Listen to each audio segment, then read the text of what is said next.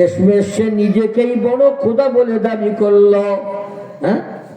ফাকালা আনা রাব্বুকুমুল আ'লা, সে বলল আমি তোমাদের বড় খোদা।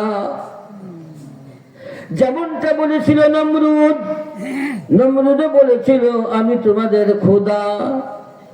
আল্লাহ তাআলা প্রত্যেককেই ধ্বংস করে দিয়েছেন। কারণকে আল্লাহ ধ্বংস করেছেন মাটির ভিতরে গ্রাস করে নেওয়ার দ্বারা, আর ফিরাউনকে আল্লাহ ধ্বংস করেছেন পানির ভিতরে ডুবিয়ে মারার দ্বারা, আর নমরুদকে আল্লাহ ধ্বংস করেছেন একটা মশার দ্বারা। আল্লাহ বলেন বান্দা তুমি কিসের পিছনে দৌড়াও? দৌড়াও তুমি ধন সম্পদের পিছনে। ভাবতেছ তোমাকে ধন সম্পদ তোমাকে শান্তি দেবে, সুখ দেবে। আল্লাহ কোরআনের এক জায়গা বলেন যারা যারা জাহান্নামী তারা ধন সম্পদ জমা করে। আল্লাযী জামাআ মালান ওয়া আদ্দাদা, তারা ধন সম্পদ জমা করে আর গুনতে থাকে কত জমা করলাম। এরপরে আল্লাহ বলেন ইয়াহসাবু আন্না মালাহু আখলাদা, আর তারা ধারণা করে, ইয়াহসাবু তারা ধারণা করে, আন্না মালাহু আখলাদা তাদের মাল তাদেরকে চিরঞ্জীব করে রাখবে। আল্লাহ বলেন কাল্লা, কখনো হবে না। আমার ভাইরা, এই ধন সম্পদের ক্ষমতা আল্লাহ তাদেরকে দিয়েছিলেন আমাদেরকে বোঝানোর জন্য। কোরআনে তাদের ঘটনা নিয়ে এসেছেন। ও বান্দা, যারা ক্ষমতার পিছনে দৌড়াও একটু লক্ষ্য করো ফিরআউনের দিকে। তাকে আমি অনেক ক্ষমতা দিয়েছিলাম, শেষমেশ কি হয়েছে দেখো। তাকে যখন পানির ভিতরে আমি ডুবিয়ে মারছিলাম, আল্লাহ বলেন হাত্তা ইযা আদরাকাহুল গরাকু ক্বালা আমানতু আন্নাহু লা ইলাহা ইল্লাল্লাযী আমানাত বিহি বানু ইসরাঈল ওয়া আনা মিনাল মুসলিমিন।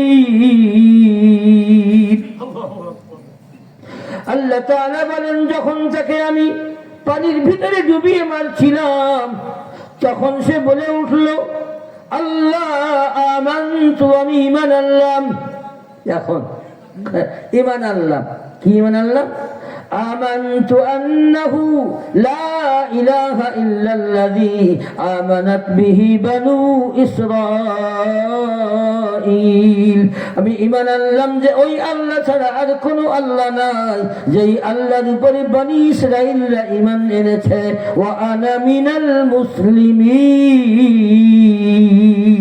আমিও একজন মুসলমান। কে কয়? আমার সাথে আপনারা নাই। কে কয়? ফিরআউন। ওয়া আনা মিনাল মুসলিমিন, আমিও একজন মুসলমান। আল্লাহ তাআলা জবাবে বলেন আল আনা। এই আল আনা শব্দের মানে কি জানেন? প্রথম আ মানে হলো কি, আল আনা মানে হলো সময়, এখন। এই পরের হামজাটাকে আলিফ বানানো হয়েছে, এটাকে বলা হয় ইবদাল। আল আনা, আল্লাহ বলেন ও ফিরআউন কি এখন? শব্দটা এরকম, কি এখন? الآن وقد عصيت قبل وكنت من المفسدين। আল্লাহ বলেন তুমি এখন এসেছো ঈমান আনতে, এতদিন তুমি আল্লাহর নাফরমানি করে চলেছো এবং তুমি সমাজের মধ্যে শুধু ফিতনা ফাসাদ সৃষ্টি করেছো। এখন এসেছো তুমি বলতে আমি মুসলমান। তারপরে কি হলো? আল্লাহকে কবুল করছে তার ইসলাম করে নাই। কেন করে নাই? আল্লাহ এত মেহেরবান, কেন করে নাই? আল্লাহর কিছু নিজাম আছে, আল্লাহর কিছু নিজাম আছে।